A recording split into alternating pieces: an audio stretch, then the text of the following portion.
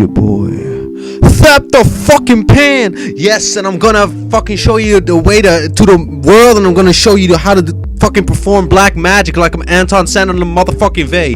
But not today, not today, not today. Because first we're gonna start. Why am I doing that? First, I'm gonna start by fixing up this little pier that I always wanted to make in Higher Falls. We couldn't because of the stupid ass fucking windmills. Well, we removed those in the last episode, so woo, we're finally finishing that off. And then we're gonna do a whole bunch of crap in that beautiful little circular island that I talked about in the first video, Velveteen Quarter, and it's gonna be pretty intense. It's gonna be pretty magnificent. It's gonna be pretty eloquent and salivating and titillating and tentillating and tantalizing and I don't know. You'll get to see all of that in due time. Let's calm down first, huh? Wow.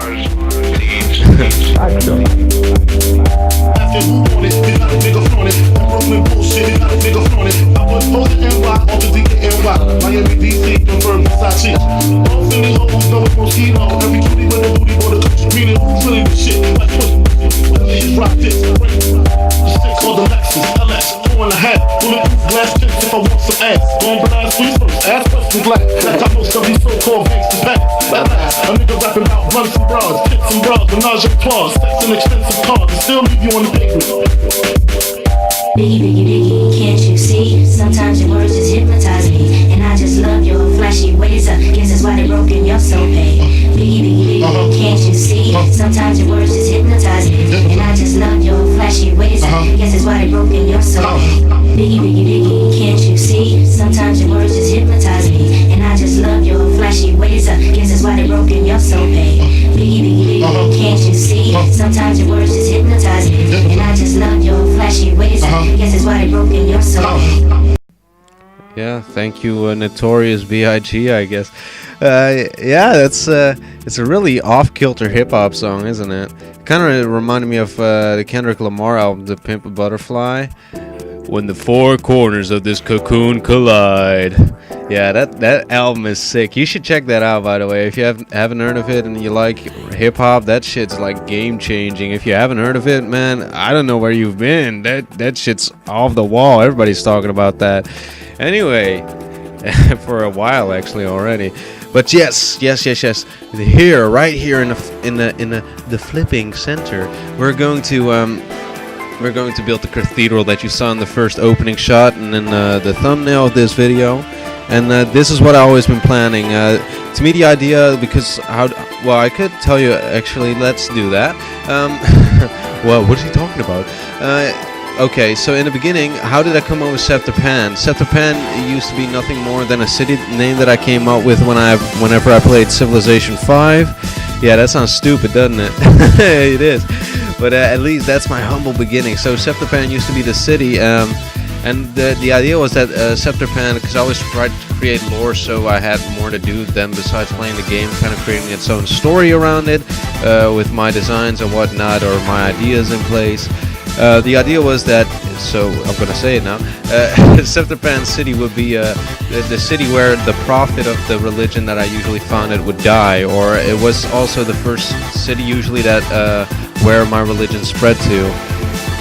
So that's basically this cathedral is the idea that this is the official burial ground or the burial cathedral of the prophet of the religion, and I might talk about that in another episode. I don't feel completely comfortable talking about it now, but yeah, so that's basically it. And how does that tie? Well, later, no, I'm not gonna speak before my turn. I keep doing that because I'm always anticipating, and I want to let you guys know what I'm thinking, but I'll keep that on the down low as of now. So the ideas are essentially, well, it's very simple. It's the idea of Venice, again, the canals. I love the canals. It's a really cool characteristic for a city. It's so in your face. It's very noticeable, and it gives so much atmosphere to a place.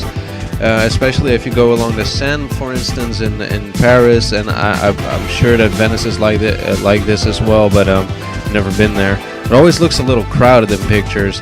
But anyway, so yes, it's basically that, and the cathedral resembles again the idea of the Notre Dame, which is on an island within the Seine, the Île de la Cité, or the Isle of the City. And that's basically the same, even though the architecture for this cathedral is different.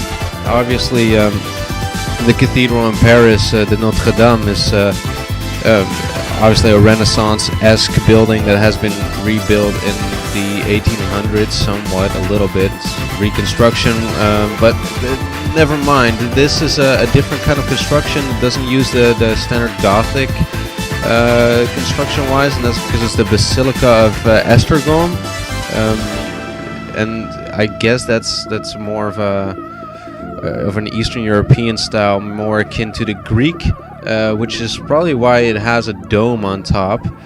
And I think the dome, it's similar to St. Paul's Cathedral in London. And what's so funny about St. Paul's Cathedral in London is that you can see it like in various spots of the city. So if you're just driving around, you can see the dome. And I wanted to have that here as well. So the dome of the cathedral is basically the focal point. Again, focal points, because I think it's very important that if you live in a city, you can at least recognize where you are, where you're walking, and it gives you sort of a mental image, a mental mind map of what it all is and what it all means, and it gives some type of significance more than just streets and people are numbers. People go to their jobs, they do that whatever they want.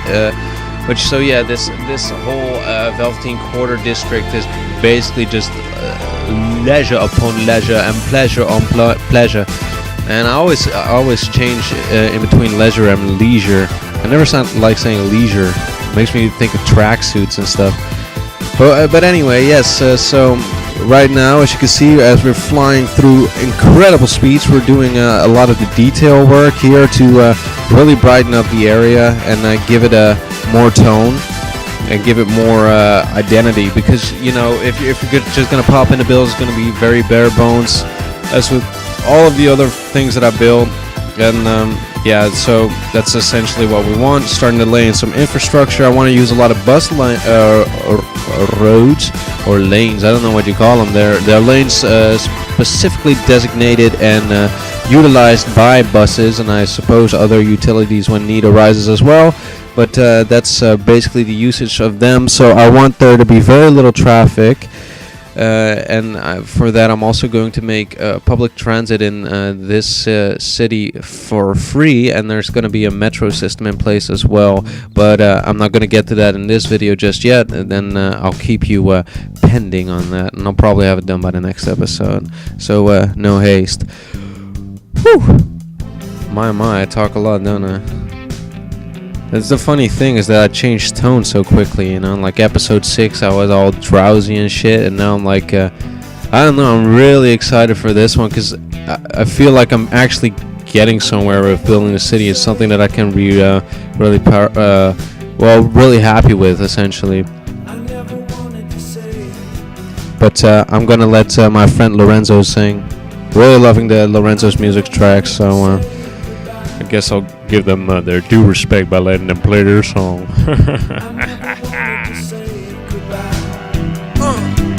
As much is true, the bet's on you to lose. Really quick, that's of course Arabic, and it spells the name of Jesus. My prophet in Civilization 5 never had a name, but I guess it kind of fits with the cathedral, seeing as it has crosses on it as well. So it's Lisa. Oh man, don't you just love those sounds?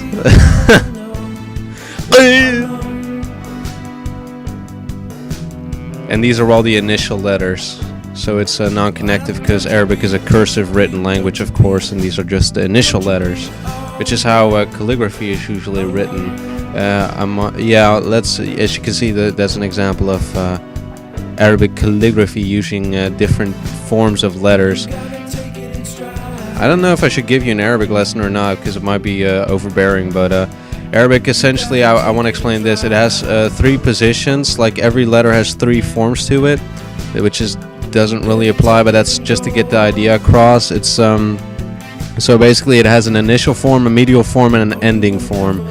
And these, of course, correspond with what place they come in the word. So if they start they start the word, they're the initial, of course, and then if they're in the middle, you use a median or a medial form, and if they end the word, they use the ending form. It makes a lot of sense, right? And but calligraphy works as such that they you can actually use all forms of the letters in different orders, even if they're part of the word, and you don't have to connect the word if they're part of the word. How vague is that? But in what section of the word that they are is what I'm trying to say here. So essentially, you could use every letter that you want, whatever form that you want, wherever you want, and it doesn't even have to connect necessarily. That's why if you take a look at the flag of Saudi Arabia, thank you very much, graphic. You can tell. Well, you probably can't if you don't know Arabic, but what it says right there is Ashada. Well, it doesn't say that, but that's one of the 5 pillars of Islam, and that's basically the creed of Islam, saying that there is no God but God, and Muhammad is the messenger of God. But the way that it's structured in the flag as the symbol is actually the 2 sentences combined. So it's not a connective sentence. So yeah, it's pretty interesting. God damn, Arabic is fucking complicated, isn't it? That's what you have with a culture that can't have images or people or visual stimuli. Everything is text-based, so they love words and letters. Makes sense, right?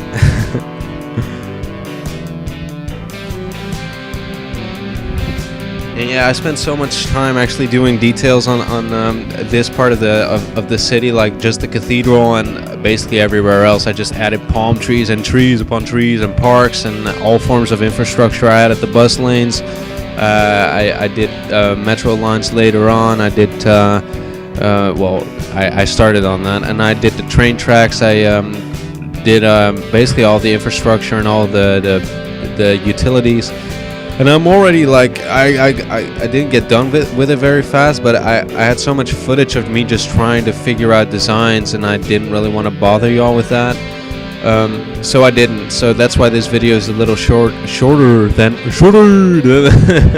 Shorta, by the way, means underwear in Persian, or Farsi, if you will. And I can talk to you about Farsi and why Persia sounds absolutely nothing but Farsi, but they're like just the sounds of the words, but I'm not going to do an etymology lesson just yet.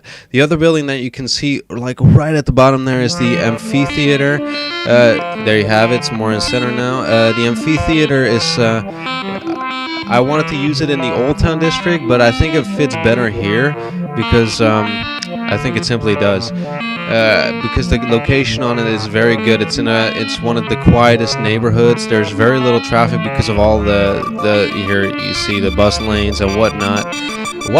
It returned. So yes, but so there's very little traffic, so very little noise pollution altogether. It's in a very quiet part of the city, as I said. So I thought that'd be really great, and as well as the location along the canal, it seems a little bit more seemly to have this in a more rich and developed area. In fact, the Velveteen Quarter is the parts of the city that, as of now, that are the richest or the most valuable in land value. So they're the most expensive to live, essentially, which doesn't really help since I also hiked up the tax prices and whatnot. Yes, so I thought I was more inclined to put the amphitheater in Velveteen Quarter because it is more of a rich area, whereas the other part is just an old town. As you can see, that returned as well. As you can see, yes, the district is actually divided into 5 segments. But the idea for Velveteen Quarter, Velveteen Quarter, is that essentially it used to be like an old town community, like an old city that didn't fall under the jurisdiction of the kingdom and had its own things going on, kind of like Venice, I guess, or an Italian merchant state like Pisa, or I don't know, fucking Napoli, or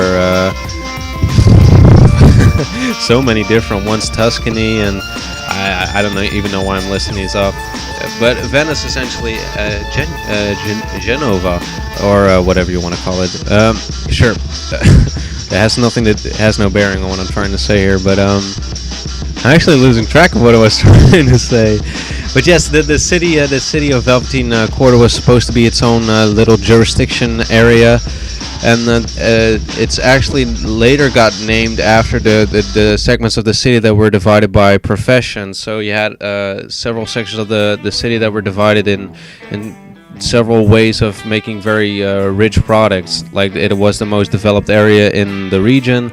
It had the best producing or production methods. That's for your Marxists out there. Hi. And so yes, what they produce is like the most expensive materials that they could. So that's why Velveteen, which was used for like the robe of the emperor and whatnot, sapphire, which is what the area is rich for, and when it comes to those types of raw stone materials, and the other one is glass, which is of course a very intricate technology, which ties into the Arabs again, but I'm not going to bother you with history either. Economic history, Jesus Christ, I'm going bad. Oh man, whatever. So yes, and then there's the other one, that's the Golden District, which is akin to Judaism. I'll always like to have a little section devoted to the Jews, and I'm going to do a synagogue later on as well, and a mosque. So don't think I'm just going to do Christian houses of worship. I'm not going to do that. So yes, that's the map. You can see right there. Holy moly, I've been talking all this time. The roller coaster highway that goes around it, that's why I call it the roller coaster city. I really like it. Sapphire Quarter, I talked about the Cathedral Island in the middle, of course, where the cathedral is housed, and all the other motherfucking areas that I talked about either now or in previous episodes. And if you want to see the next episode, you can click right there. Provided it's already uploaded. I'm sure it will. There will be more time that it will be uploaded than there's not, and that's fine.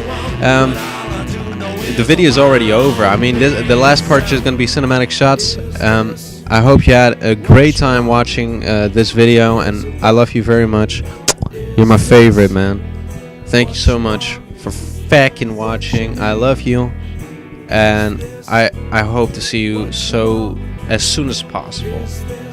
And I'm sorry, last week I didn't give you a song. I know, that sucks, doesn't it? I'm sorry.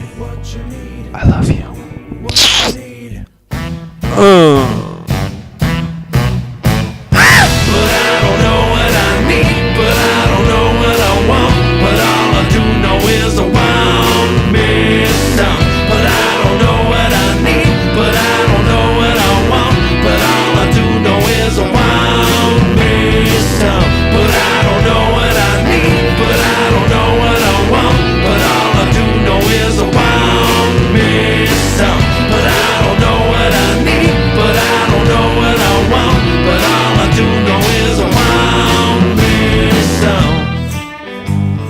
Yeah, that's been another episode, and hope to see you next one on the beautiful city of Scepterpan.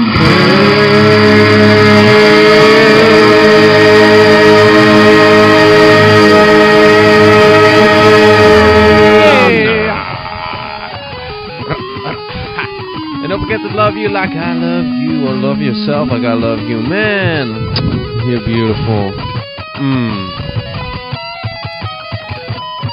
And next Wednesday is another video. Love you.